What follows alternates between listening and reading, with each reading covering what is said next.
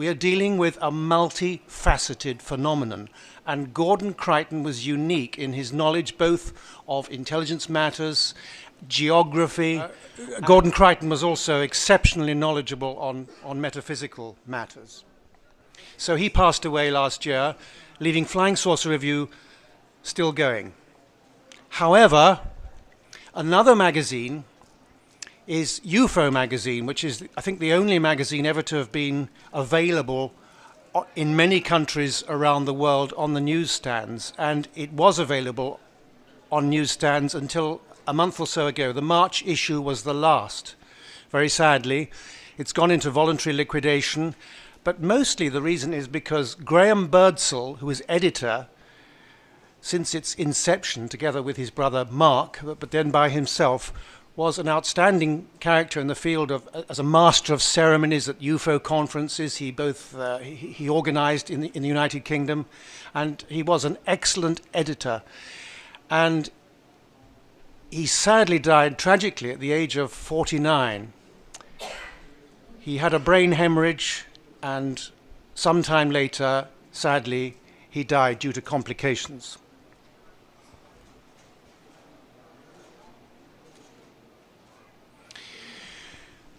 I don't know how many of you are familiar with this face. It's the late, great Dr. John Altshuler, who died this year at the end of January. He's one of the great unsung heroes of the UFO field, particularly in the field of animal mutilations. He was a dear friend and an excellent scientist, and he was the first, actually, to investigate the animal mutilations from a professional point of view. He's a hematologist. He was a professional, obviously, hematologist, and he was the first to cut up bits of a mutilated animal. And this is Lady from Alamosa in 1967, often mistakenly referred to as Snippy.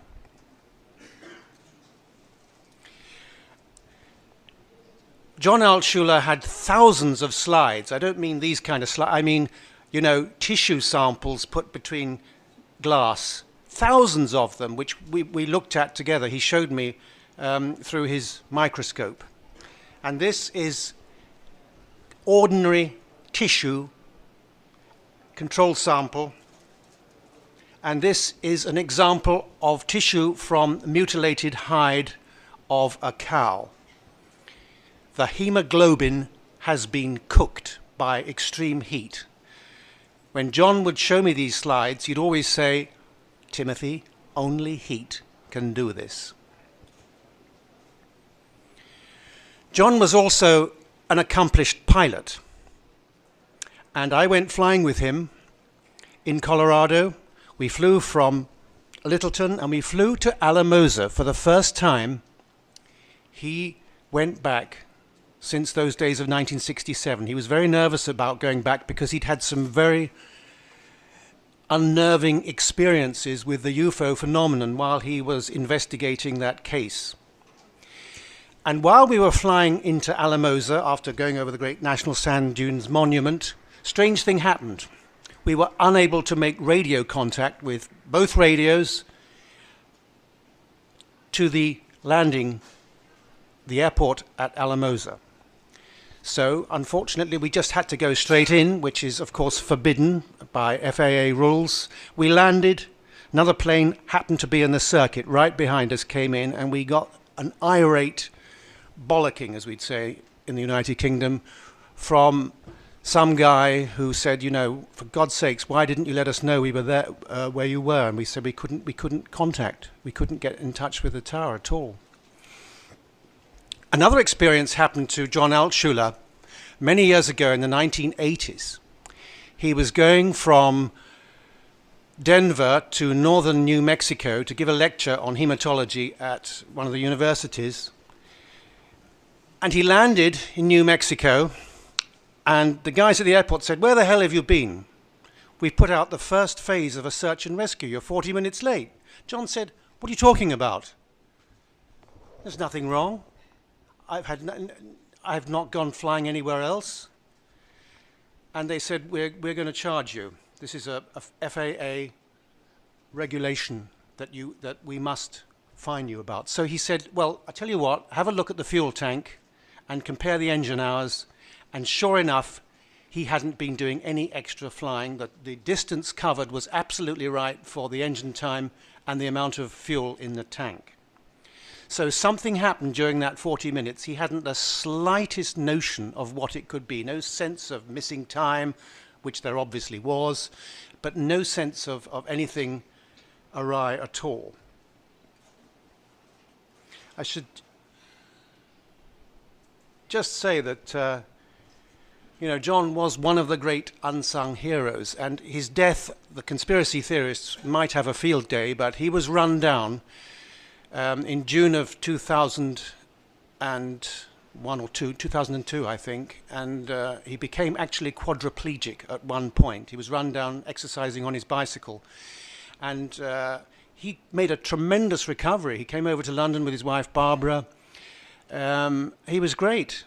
But then suddenly this year in January, some basic operation complications arising from his injuries, and he passed away. Can you see the slides okay? Are they a bit dark? Okay? Yeah, we will need to see the slides.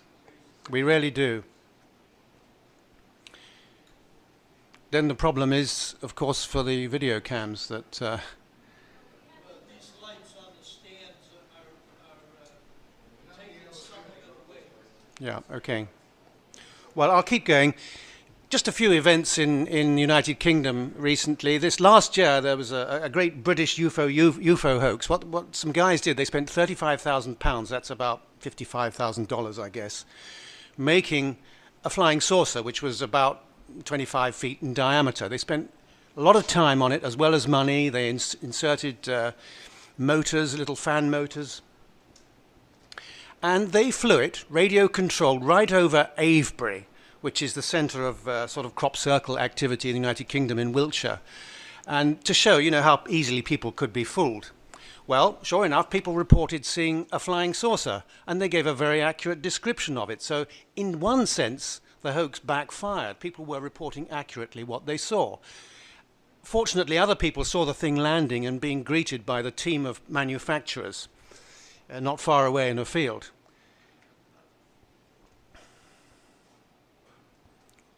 Can you see that clearly? Look on the horizon. It's the best UFO picture you'll see. Well, this is an evening picture of Plymouth in the southwest of England, and tremendous fuss was made about this in all the local papers in that part of the world. They said that this was a genuine UFO sighting. The experts were all agreed. It's actually a lens flare, and you can make them yourself. It's just a reflection of a lens element, or sometimes several lens elements in the camera. And you get that when you're taking photographs against bright light sources, even at an angle. Not long afterwards, Britain's Daily Mail announced that UFO sightings were on the decrease worldwide, but, there may be something out there. Nick Pope, in his workshop this afternoon, was talking about the flying triangles seen over twin Air Force bases in the United Kingdom in 1993, which he investigated in his capacity as UFO desk officer at the Ministry of Defence. Don't get too excited. It's not a genuine photograph. It's a nice digital fabrication done for the newspapers. This was in Chester, in a suburb of Chester, in late February 29 this year. Chester in the UK, in the north-east of England. Quite a number of witnesses came forward, including a retired pilot and somebody working at British Aerospace in Wharton, which isn't all that far away, which, of course, leads to the question, could this have been some kind of experimental aircraft? Well, it could, but as Nick and I have pointed out countless times, you don't test top-secret aircraft above crowded council house estates where they can be seen by thousands of people. Perhaps an accident might occur. There are proscribed areas where you test fly aircraft, both in your country and in the United Kingdom and elsewhere. Sharon Larkin is a sort of leading light up in the Cumbria area of Great Britain. And she found this extraordinary artifact which excited her greatly. And she wondered what it was, big article in the newspapers.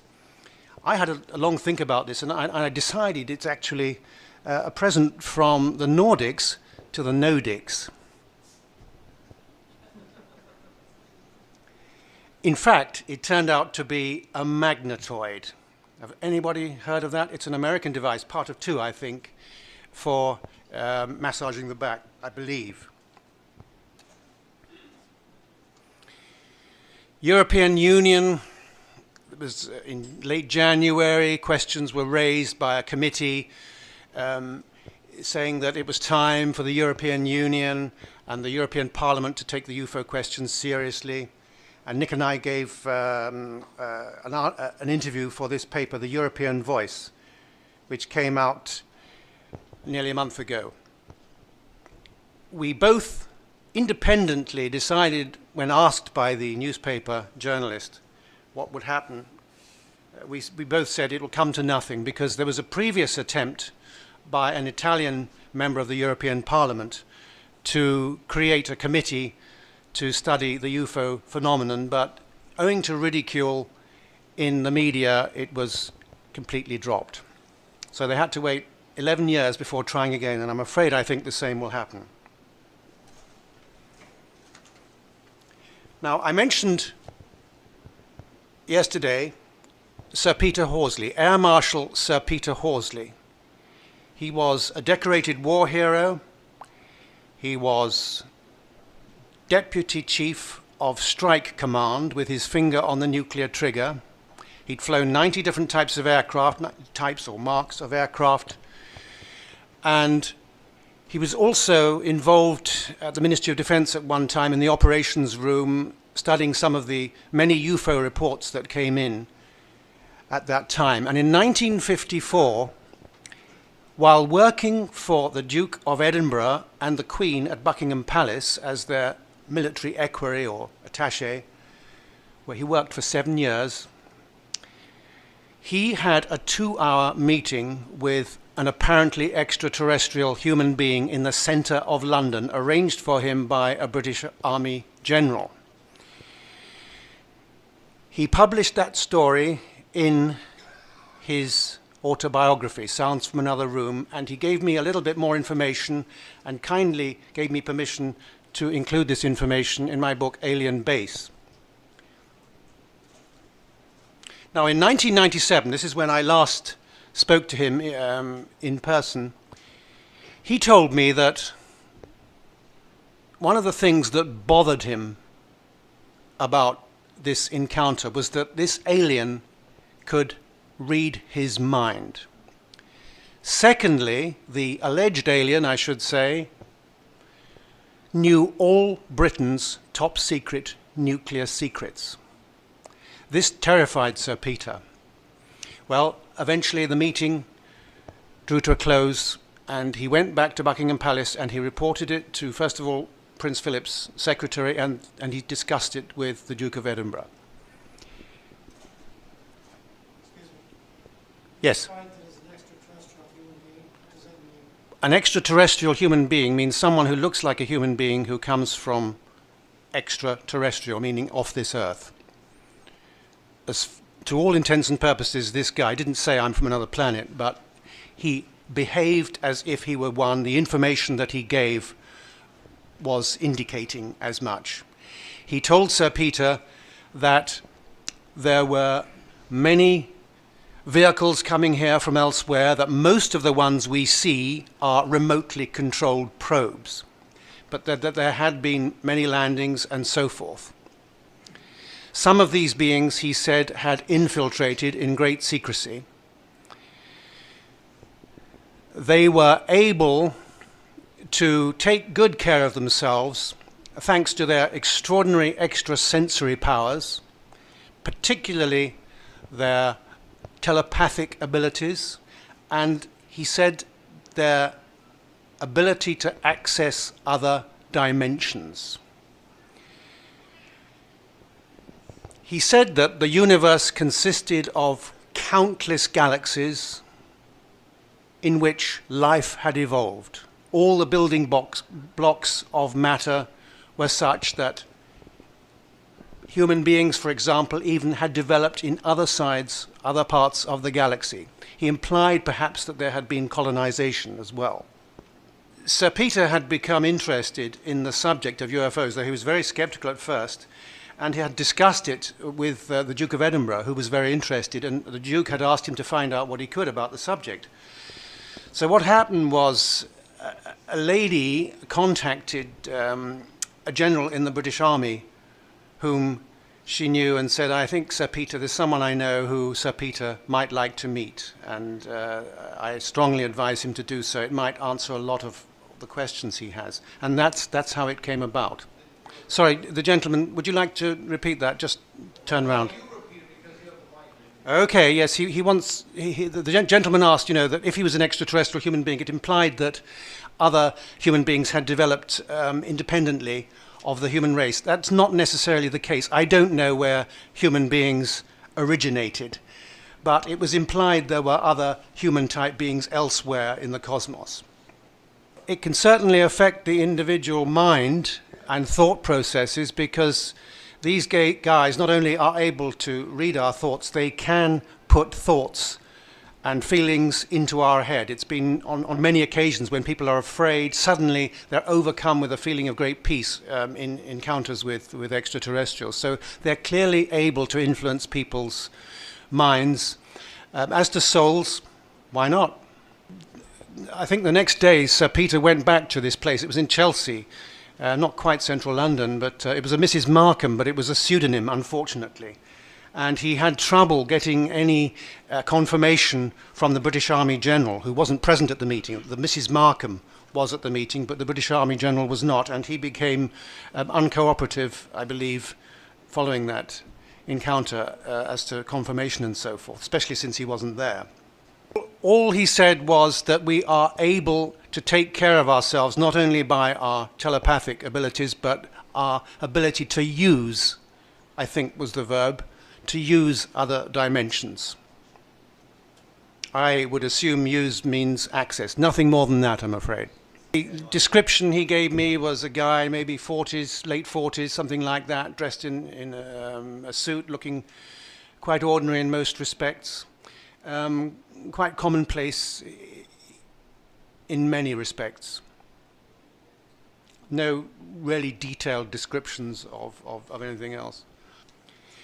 Well, as I say, that encounter was reported in some depth in Sir Peter's extraordinary book, Sounds from Another Room, his autobiography, and we have to give credit to him because, he's one of the few guys, high-ranking, military, attached to the royal family and so forth, who had the guts to come forward. And one wonders just how many more people in high places have had contact with ETs.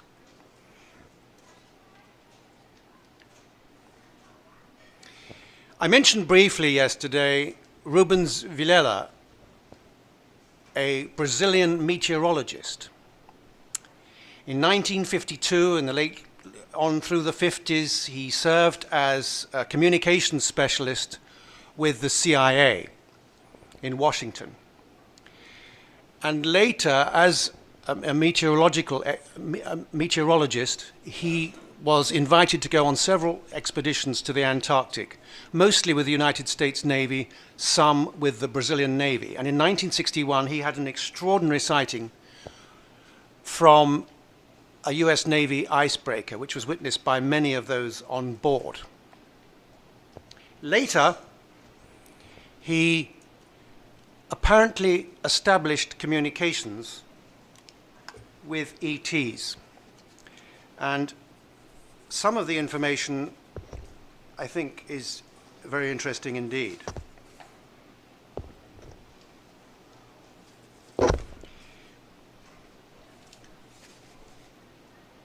He learnt through an intermediary that there was more than one species coming here, and that there was enmity between these two groups, that we were like as if in the middle of a struggle of some kind.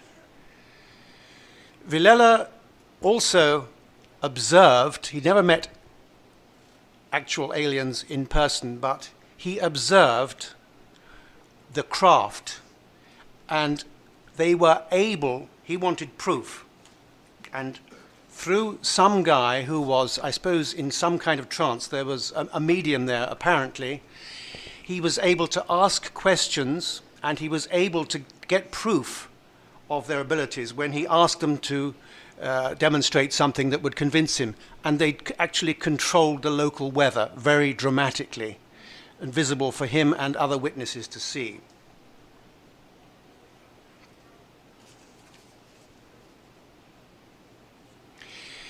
He also learnt that there was actually a base in Antarctica.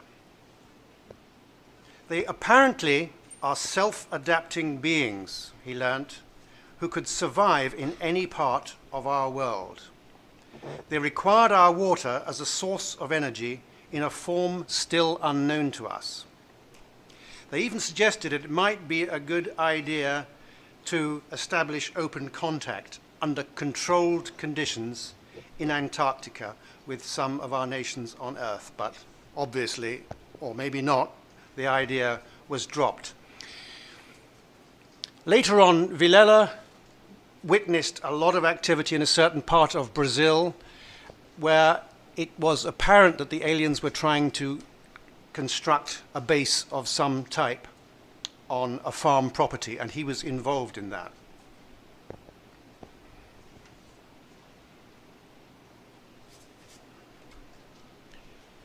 He said that today I accept the UFO phenomenon as factual. The existence of life in the universe is not a belief many of my colleagues share. Remember, this man is a respected scientist. As we approach the new millennium, astronomers and journalists will probably feel very frustrated. The astronomers for ignoring the existence of other life forms, the journalists for having missed the greatest news story of the century. Any questions about Vilela? What was the nature of his involvement with the construction of his base? As I recall, I can't remember everything word for word in my books, but it is in detail in Unearthly Disclosure.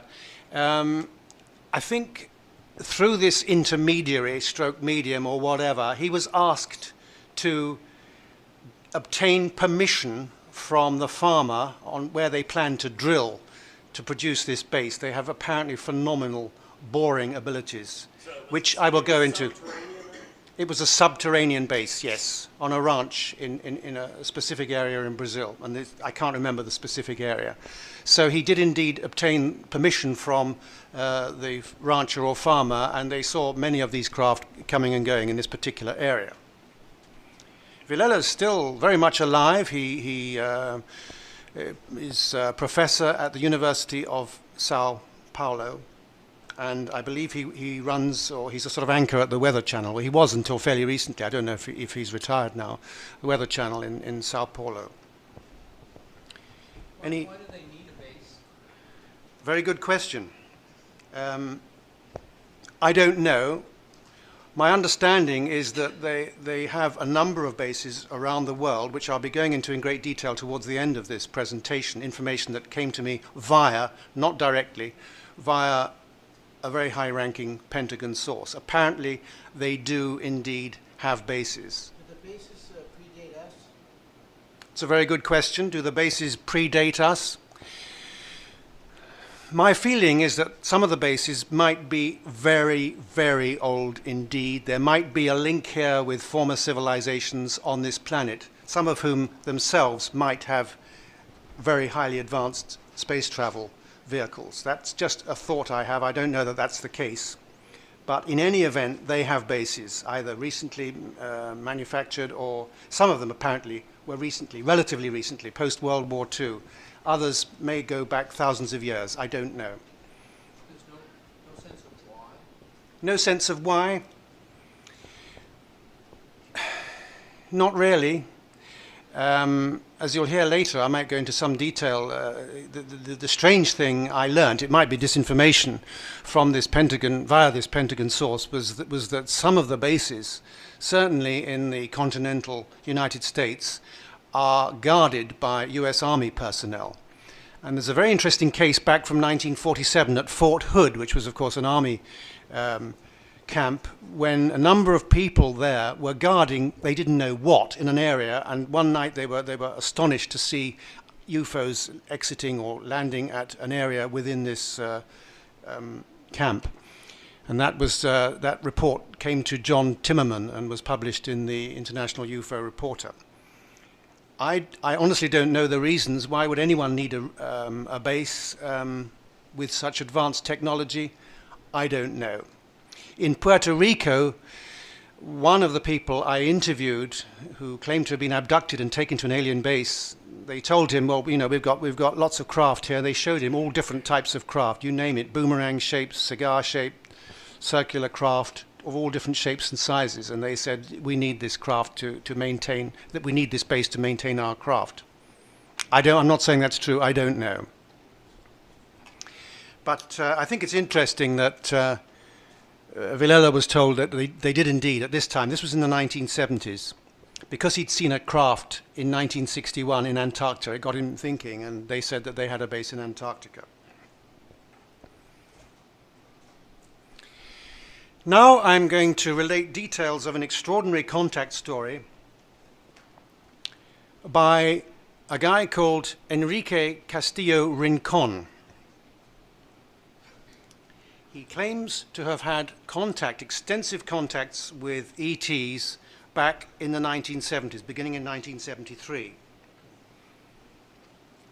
It's an outstanding story by all accounts, and from all people who've met this guy. He's an extremely sincere man. He's suffered a great deal of ridicule, and the last I heard about him, about 3 or 4 years ago, he was knocked down apparently deliberately. I'm not really a conspiracy theorist, but this, according to witnesses, was actually apparently deliberate. He was knocked down. It didn't kill him, but he was badly injured.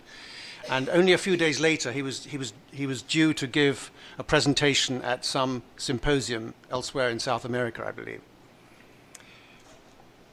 The first encounter happened with 2 other colleagues. He was working for the Costa Rica Electrical Board. And this was in June 1963. They were preparing for the visit of President John Kennedy, and they needed to establish a communications link around the island. And at the time, there were lots of earth tremors. The volcano was getting annoyed a bit.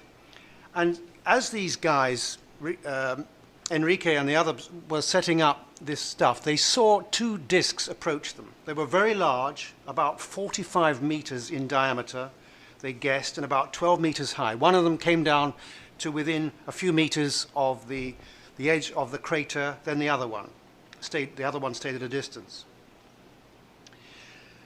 They found their willpower numbed, and they became immobilized. Seconds later, they suffered a dreadful itch, as if thousands of ants had attacked them. There was a high-pitched whistle. Some device came out of the craft, they don't know what. And as they stood there, immobilized, the craft tilted and shot off, followed by the second one. They suffered dizziness, vomiting, and stomach cramps, having to relieve themselves on the way back, and they made for the hospital. I think the hospital staff thought that, you know, gave them a glass of milk each and told them to be on their way. Some weeks later, strange events started in Enrique's house. There were violent shakings, almost poltergeist-type activity, strange noises. He had dreadful buzzing in his head. And this went on for quite some time, and of course other members of his family noticed it as well. Years went by. Then he went to Caracas, Venezuela, where he befriended a very unusual man. He said he was a Swiss national. He looked about 27 years old, very handsome, very calm, collected. And he said he was working for a wholesale distributing company. Well, they made good friends. There's a lot of information about what happened during this encounter with the Swiss businessman in the book. Then years went by, 1973 came. Enrique went to Bogota, Colombia. And to cut a long story short, he succeeded in establishing communications with ET, who asked him to come to a certain area, some distance from a lake, it was, a lake which he has never named, some distance from Bogota. Well, two craft came out of the lake, and there's the main one there. There were dripping water, and two beings were beamed down, and they had already prepared Enrique by giving him a small sphere which they said would energize when their craft were near, and then he would approach them, and they took him on board. He was beamed on board the craft. Before entering the craft, there was a decontamination process. There were several humanoid beings on board, one of whom, it turned out, was the Swiss businessman.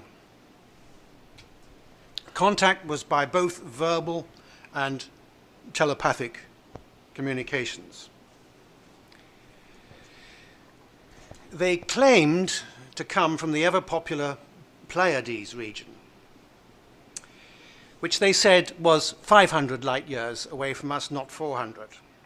They said they came from a solar system of 3 suns. That sounds outrageous, but in fact, solar systems comprising 2 and 3 suns are relatively common throughout the universe. When people say, you know, oh, we come from the Pleiades, one needs to be a bit specific. The Pleiades is actually 30 light years across. Okay?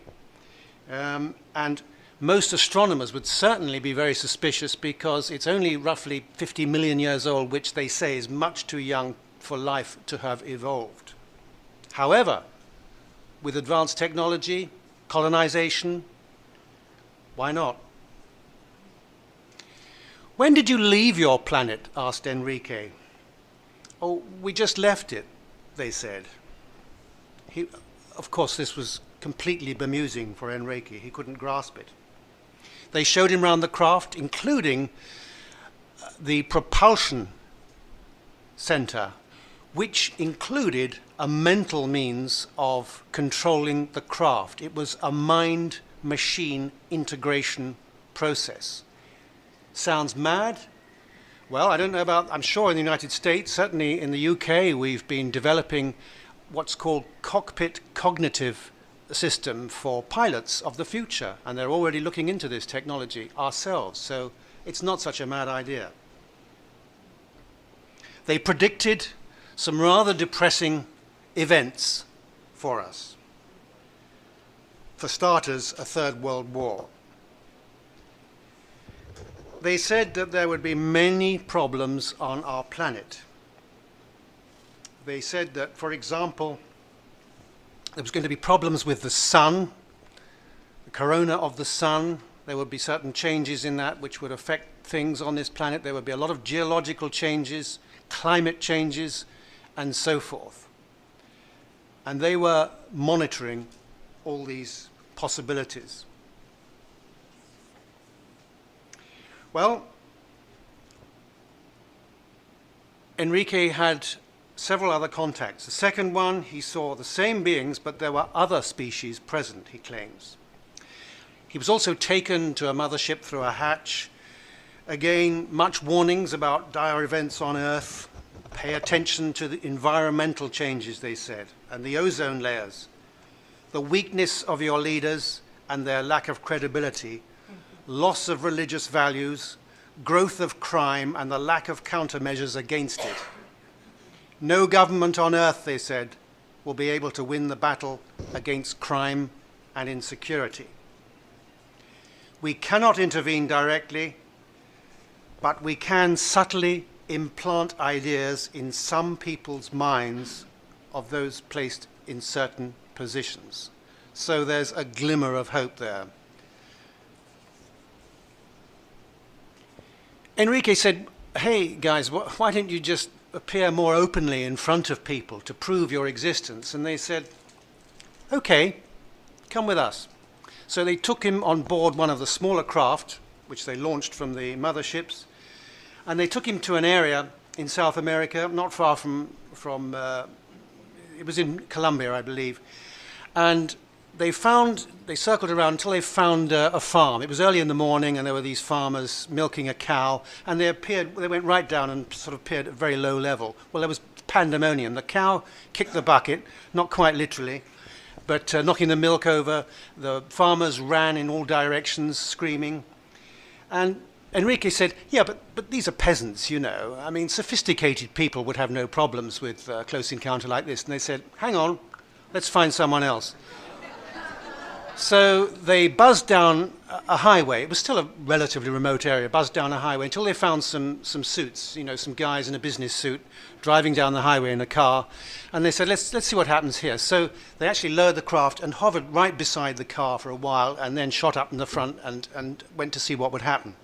Well, of course, the car braked and swerved violently. The men in business suits jumped out of the car before it had even stopped while the guy was still braking. One of them injured himself, apparently, and tore his nice suit on the barbed wire of a fence beside the road. So they said, does that answer your question? Then Enrique was taken somewhere else, to Africa, in a very short space of time. They took him down for a queue of sad people, desperate, poverty-stricken people queuing up for a Red Cross supply of milk and nutriments and so forth. And they invited him to study this situation. The spiritual and political leaders, not only of Africa, but of the whole world, take advantage of this situation, they said.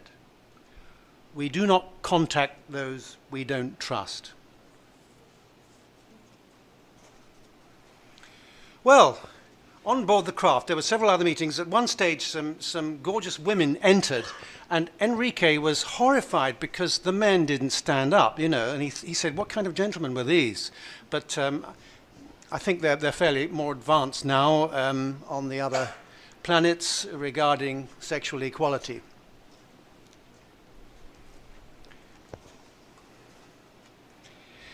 The Central Intelligence Agency, in my opinion, although an agency's name was never given, invited all paid, all expenses paid trip to Washington to interrogate Enrique.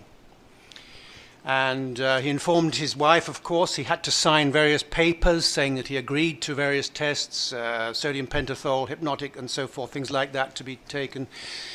And he was escorted from Bogota to Washington and then driven in a car with not exactly blacked out windows, but he was driven to what I would assume would be what is known as a safe house. It was a journey of some distance, but not long. And on arrival, he was greeted by a nurse and doctors. They showed him to his room. There was a library, including at least one book on UFOs, would you believe? This sounds absolutely wild, but they were always, at all times, polite to him. And then began the series of tests, which covered several days. The first was a polygraph test. And then there was a US Air Force doctor who initiated hypnotic regression to try and get as much information about his contacts, what he had learnt, as possible. This was the idea. Also, sodium pentothal, the so-called truth drug, was used to try and extract information. He was questioned at great length. And after several days there, he was escorted to the airport and he flew home. They gave him £1,000 cash for his trouble. They said that his belongings were all returned to him. They said that the results of the test would be sent to the American embassy in Bogota, but he's still waiting for those results. some stage, this is a very long, convoluted story. At some stage, Enrique was taken by craft to what they said was a sort of center in the Peruvian Andes, a type of base, but there were at least 300 terrestrial people there who were being instructed by the aliens to go to from different countries. These people staying at the base, some complete families apparently, were there receiving instructions and a type of indoctrination process, so that in the coming calamitous events, allegedly on planet Earth, these people would be able to deal in some ways with the situation. Maybe actors, teachers, I don't know. I have no idea. How long ago did this talk? This was 1973 was the first actual encounter with the ETs, and we're now in 1974 at the Peruvian Andes base. When did he think these calamities were going to start? I think, as far as I understand, I can remember from the good book here, the Book of Unearthly Disclosure, Book of Revelations, call it whatever you will. I think 2012 was mentioned. Now, I remember, and I know that's cropped up before, and the New Age people will say, yeah, but it's Enrique, as far as I know, was one of the first to talk about it. There may be people who know more about that than me, but he was speaking about all this stuff. You think he might be tempted to add stuff, to interpolate, to add new material, you know, since the experience. But according to an Ecuador person, Bob Girard's wife, Monica, who knew Enrique Rincon, Castillo Rincon, he hasn't changed his story at all since the 1970s. Extraordinary experiences at this base, which are described in the book. And then he was taken from this base to a base in the Pacific Ocean, in the Marianas Trench, which is, you know, like some 11,000 meters depth. I don't know what that is in feet, but multiply it by 3 point something. I think it's the deepest part of the oceans on our planet. It's a shelf that digs down, and the base had been constructed conjointly with another race of extraterrestrials many years ago. It wasn't actually stated how long. And the base was built into the side of the actual trench. There's the Mariana or Marianas Trench, deepest part of our oceans. And here they received more instructions about coming calamities and so forth. And eventually he was returned. The contacts ended, as far as I know, in the late 1970s, but there are many, many other experiences he had, and I find it a compelling story, and I hope you do too. Any questions can I take about that now? This Latin gentleman do anything to call these beings? Was he involved in some sort of spiritual practice? He initially indeed was involved with a group who claimed to be able to get to communicate with these people, some mediums in South America. I forget if it was Colombia or Venezuela at the time, but that is how the original contacts were apparently initiated, just as they were with the scientist Rubens Villela. But he had the proof, you know, the proof was, of course, when he actually saw these craft physically and met them physically and went on board the craft. I've had several occultists tell me that they have encountered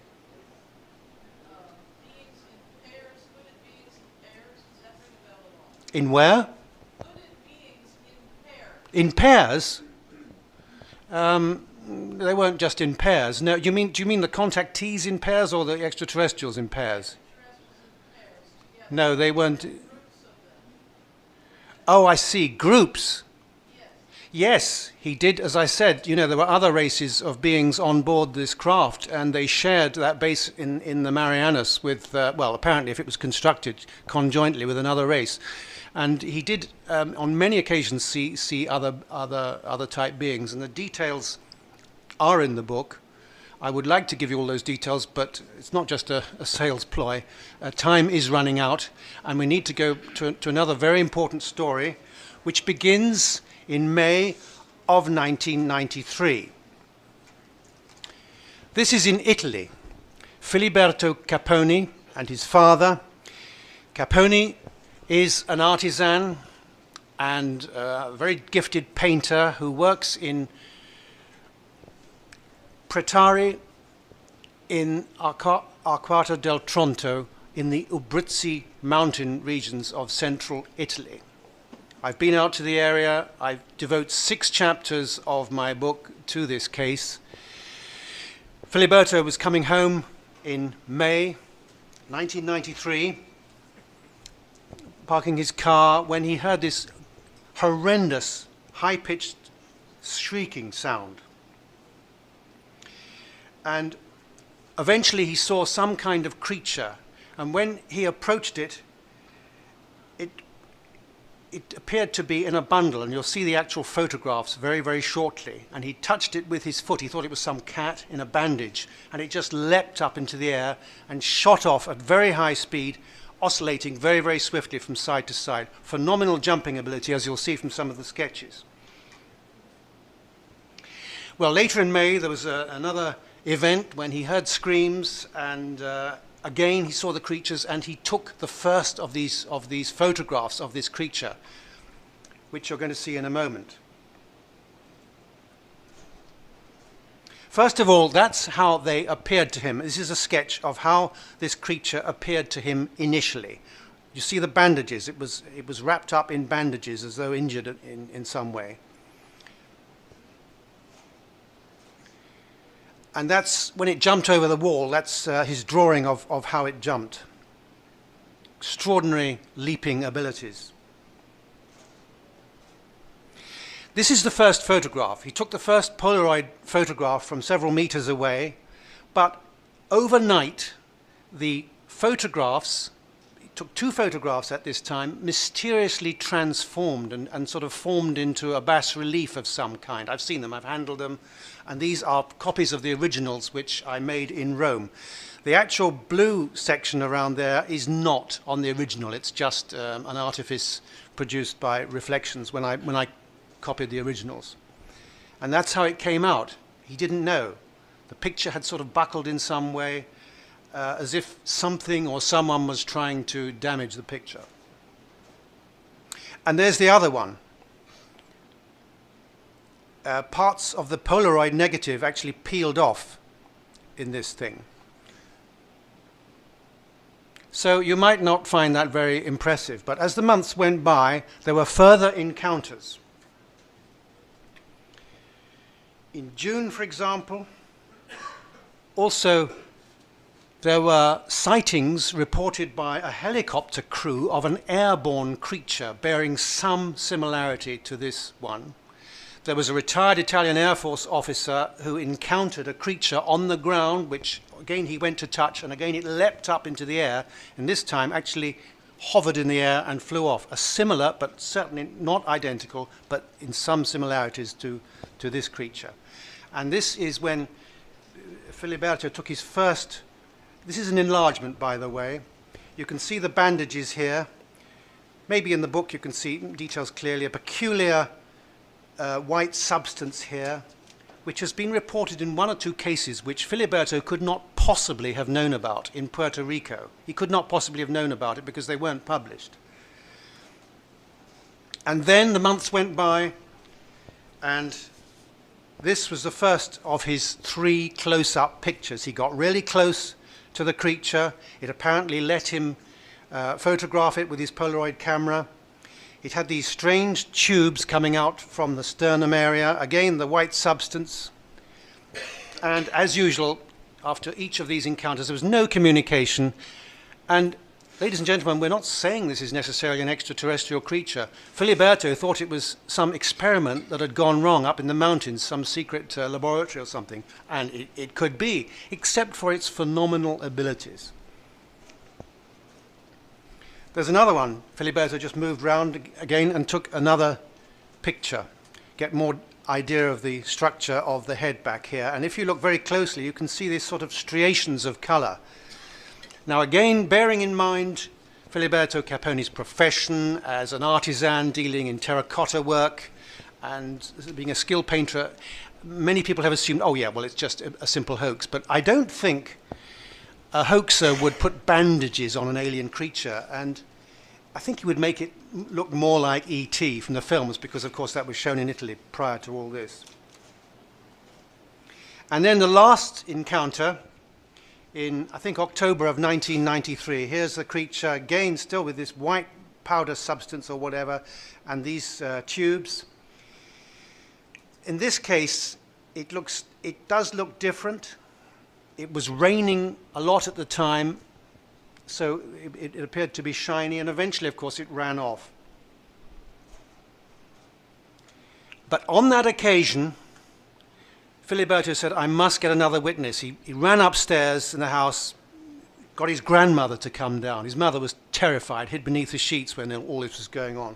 So he got Grandma to come down, and she was nervous at first, but she came right up quite close to the creature as Filiberto took the picture and said, oh, what a sweet little chap, poor fellow.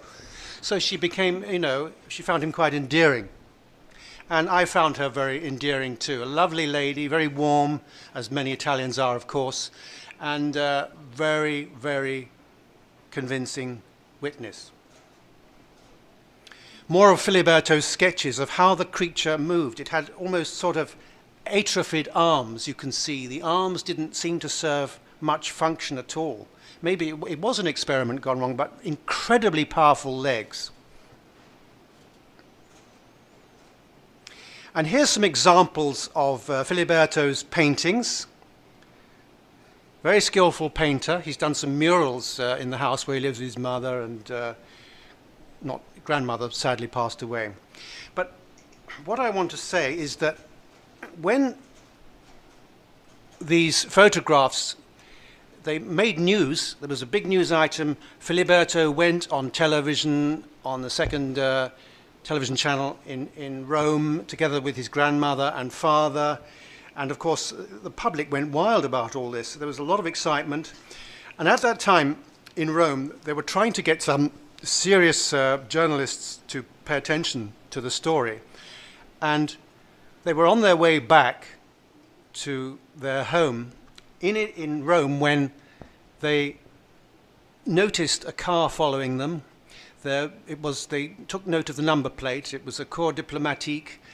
It turned out to be, they took the number, it was an embassy car from the United States Embassy. This car followed them and chased them, and the family were convinced that American agents were trying to steal the photographs.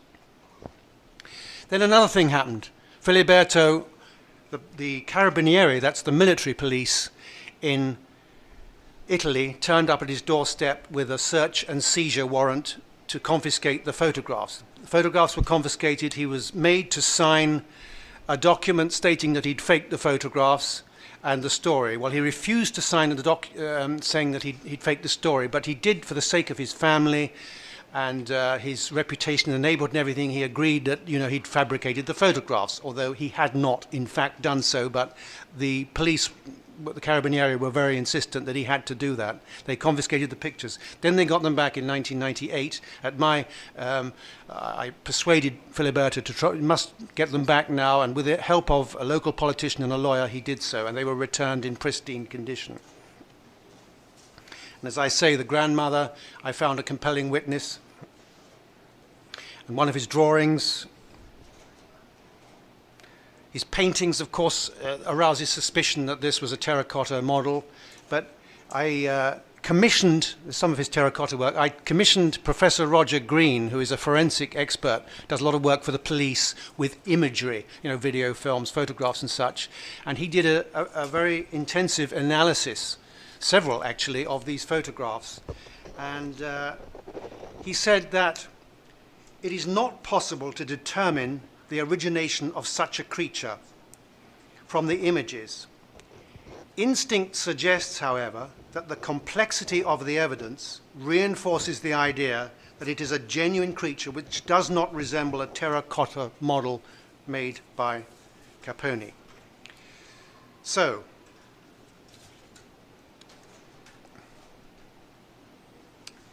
there we have it. We're not saying it's an alien. Nobody's saying it's an alien. We simply don't know what it is. But certainly it does bear a resemblance to some alien species, the typical greys that have been reported, as you know.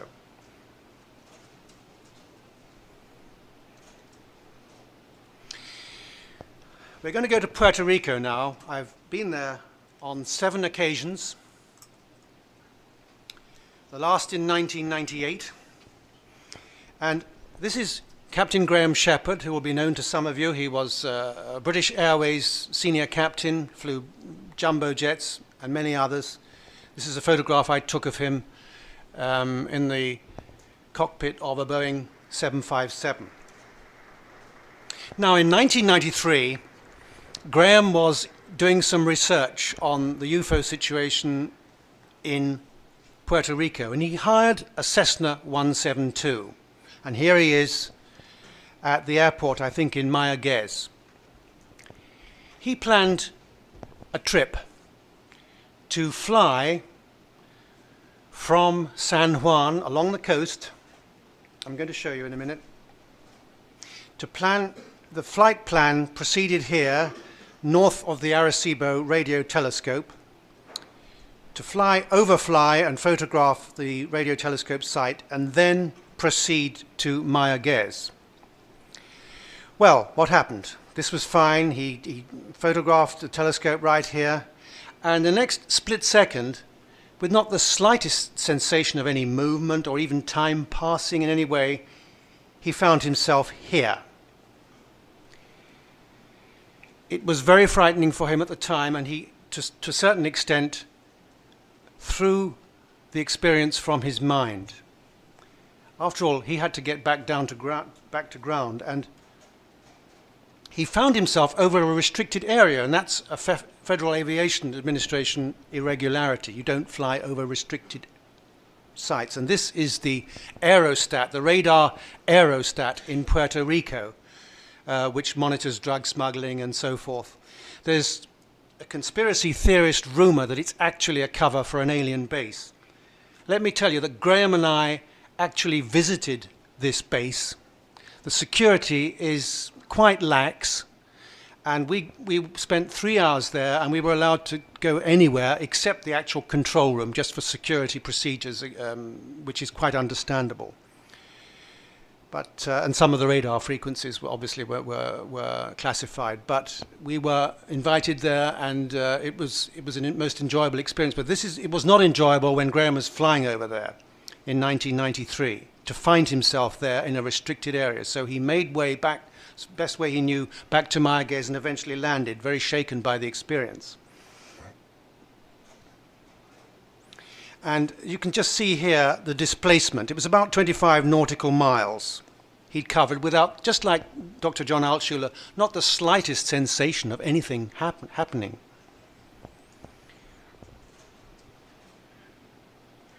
There's the Arecibo site, which ironically, was one of the first places to be set up for SETI, communication with extraterrestrial intelligence.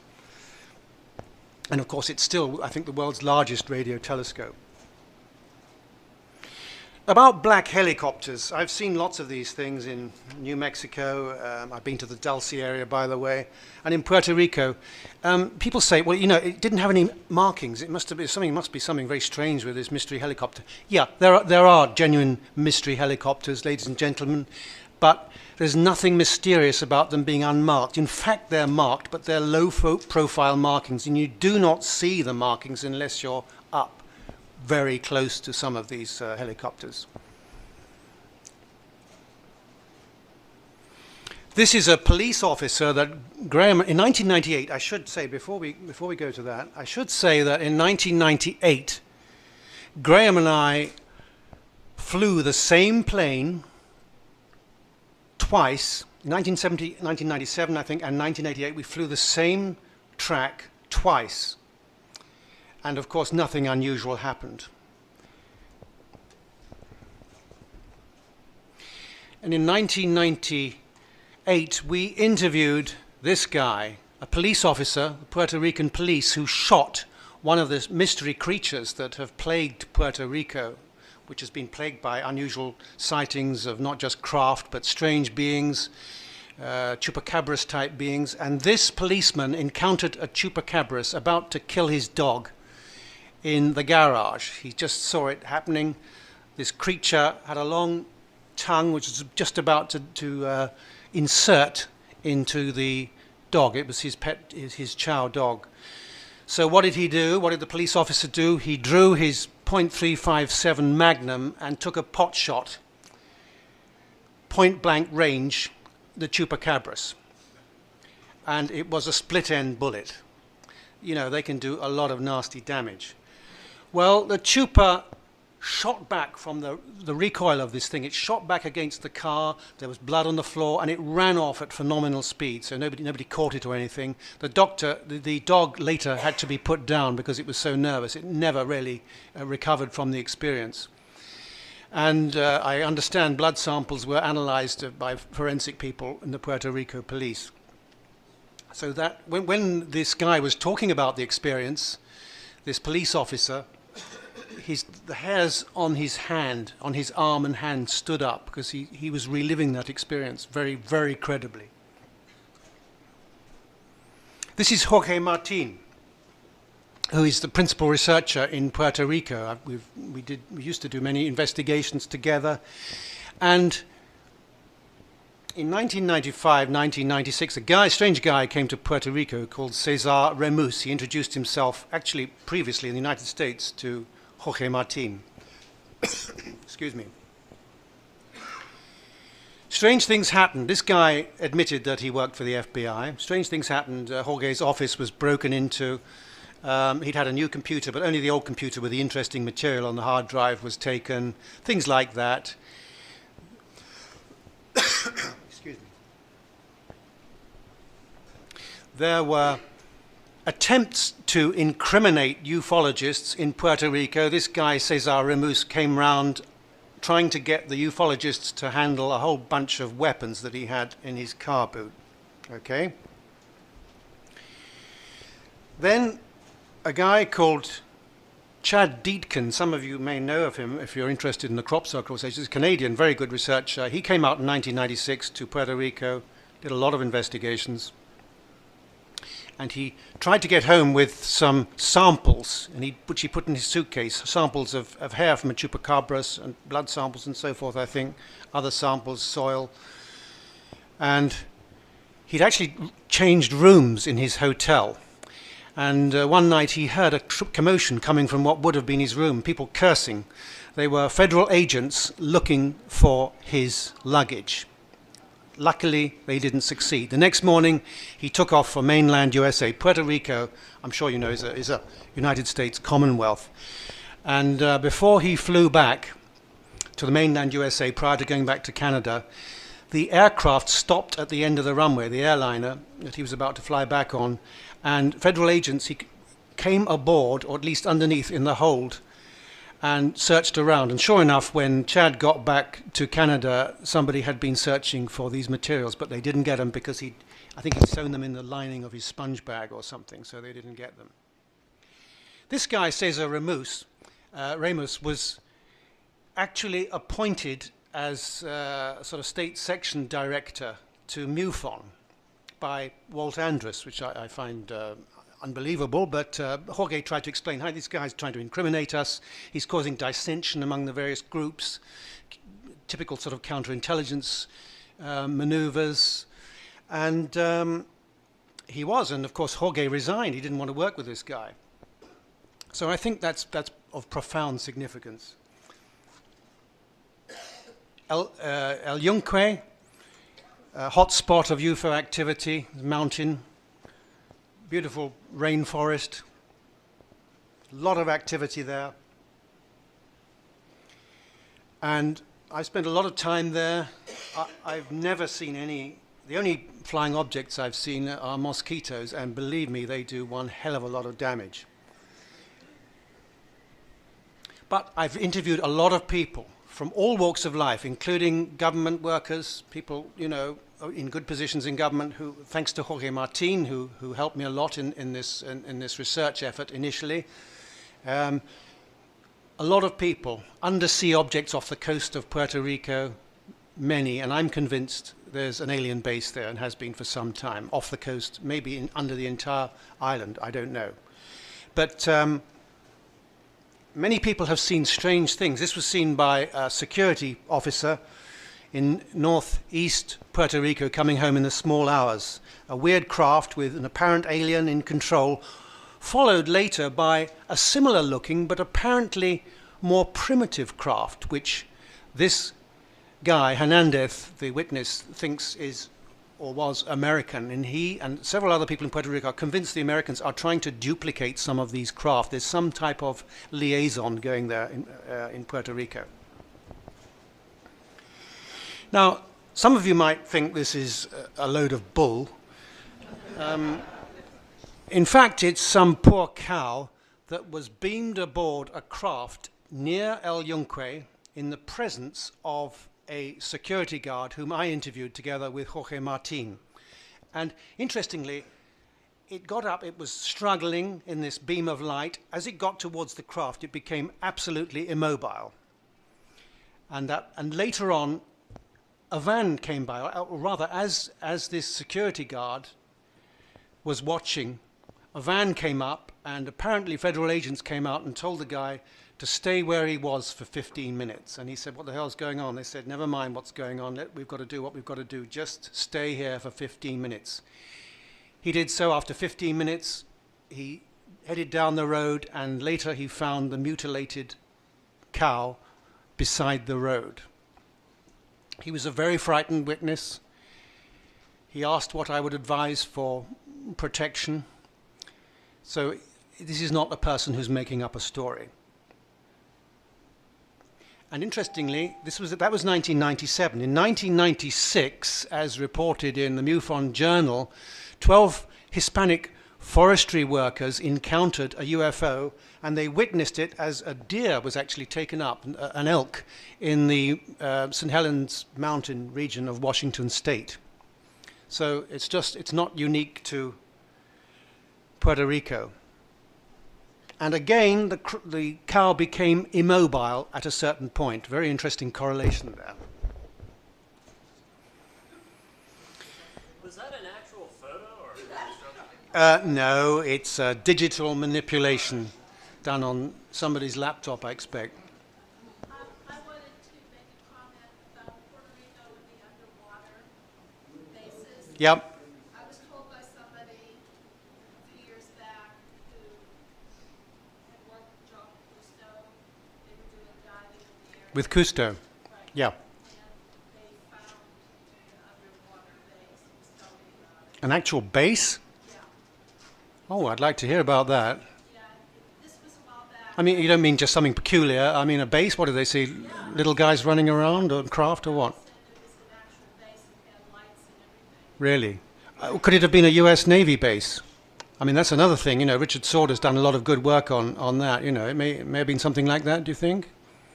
I'm suspicious because right before that happened, you know, Yeah. I had somebody who thought I knew something. Yeah. That was connected with CIA, and they come up to me and said, "Isn't that something that's going down in Puerto Rico like I thought I did?" Mhm. I should have played along, but I didn't. And I said, "Well, tell me about it." And the guy Okay. turned around and took off the other way. Okay. But that could be. Right, well, finally, I'm moving on.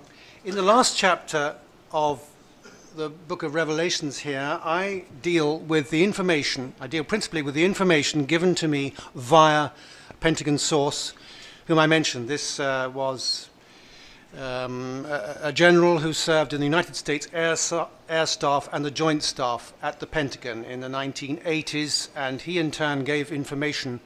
He gave this information to a former U.S. Army intelligence officer who's currently a respected journalist in Washington, who gave me this information over a period of several years and allowed me very graciously to publish this information. And of course some of it's disinformation, I'm quite sure about that, but I think basically the information holds good. Now then, I learned that there are a number of alien bases around the world. Aliens have been coming here for a very long time. Some of the bases, or at least they said just the bases, were established following World War II. I think some of them, as we discussed earlier, may have been here for thousands of years. Who knows? Bases were in Australia, the Caribbean, and I'm sure that's Puerto Rico. The Pacific Ocean, there were 2 large bases in the Pacific Ocean, maybe in the Marianas Trench. You remember Enrique Castillo Rincon trip to the Marianas Trench.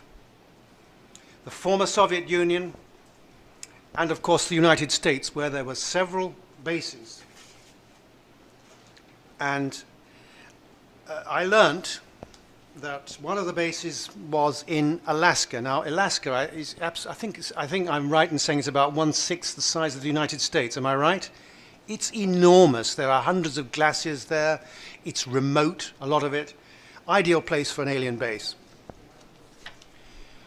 Also, supposedly, some 15 miles south of Greenbank National Radio Astronomy Observatory. Again, this was involved in the SETI program, and still is, ironically. We're not saying the location of these bases is true. It might be a load of bull, quite frankly. Certainly, 2 investigators went to this area and were unable to come up with any sort of, people saying they'd seen flying saucers or anything in the vicinity, 15 miles south of here. So, who knows? I was told that Manzano, within the Manzano Mountains, the Manzano nuclear weapons storage area, or nearby, there was an alien base. And it's interesting that many years ago, I was taken to the perimeter of this area by Colonel Ernest Edwards, who was in charge of security at the nuclear weapons storage area, I believe, and he seemed very convinced that very unusual things had been going on at that base there.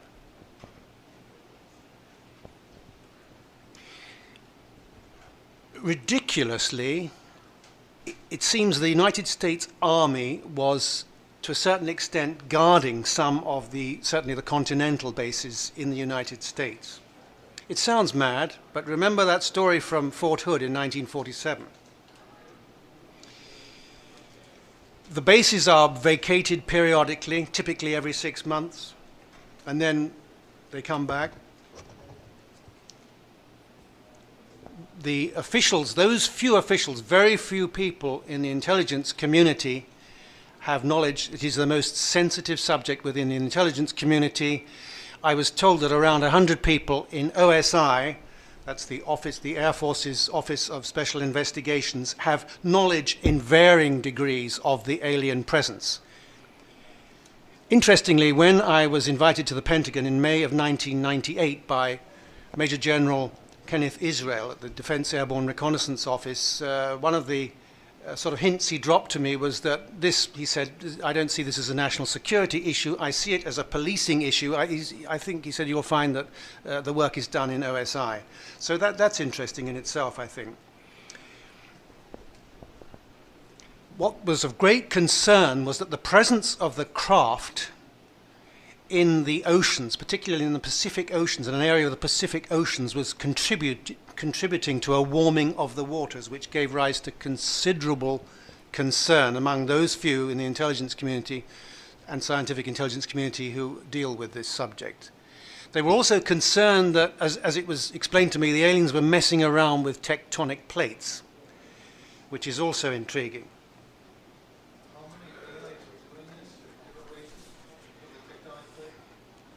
I don't know, but what I learned was that there's certainly 2 factions. They said that, there are other guys coming here. Some of them are not friendly. Some of them are after this planet, was the way it was described to me. Others are obviously perhaps more friendly. Did you ever discuss like a bullshit event or an Atlantis continent? No, I never heard anything like that. This guy who was exposed to this information, or at least the original, the Pentagon general, at one stage allegedly was introduced to one of these aliens in a vicinity near Pine Gap in Australia. It's interestingly that some remote viewers, you know, there was a highly classified, most of the armed services had highly classified remote viewing programs. One of the remote viewers located an alien, was asked to look for alien bases, and located a base in Mount Zeal, which is about 80 miles west of Pine Gap. So who knows? I don't know. We must bear in mind disinformation. The craft use a form of electromagnetic propulsion taking advantage of the Earth's magnetic field. They are capable of faster than light travel. They have been sharing some of their technology with us. Now remember, this all goes back to the late 1980s. This information is way out of date already. As it was put to me, you know, we'll have to rewrite our physics textbooks. Plasma physics apparently was the key. We have learnt a lot about new plasma technologies. Their physics of light apparently is umpteen years ahead of ours. Aliens are capable of dealing mentally with any intruders. Some of the few military personnel who had met the aliens simply could not cope with it psychologically, and at least one of them was hospitalized at Walter Reed. So, time has just run out. I hope there's time for questions, but here's just a thing. They are capable of boring using their craft to create a sort of field which they can bore to astonishing depths, and presumably are able to cope with the intense heat. How deep they go precisely, I don't know. But in the case of Rubens Villela, he was told that they could bore to, you know, like something like 250 kilometers beneath the Earth's surface. And it's our Earth. Apparently, it's given rise to interest around the galaxy. They've been coming here, maybe some of them for millions of years. In my opinion, this is not what I've learned, it's just my opinion, never mind Pentagon or whoever. There are many species. I wouldn't care to put a figure on it. We are a hybridized race. Human beings were developed from primitive humans on this planet. There's been colonization elsewhere. Colonization is going on throughout the universe. Maybe other races, some of them come from a dying planet. They're interested in colonizing Earth. Who knows? And I think finally, as I said yesterday, and I'll say it again, you know, whatever threat is posed by some of these beings, or I should just add that the general did not have a need to know about abductions other than that they happened. He said you'll have to ask someone else about that because the information is compartmentalized. But the general was particularly disturbed that children were being abducted. So in conclusion, ladies and gentlemen, whatever threats are posed by beings from elsewhere, we do have allies out there, and we have a great deal more to fear from our own people on planet Earth. Thank you very much indeed.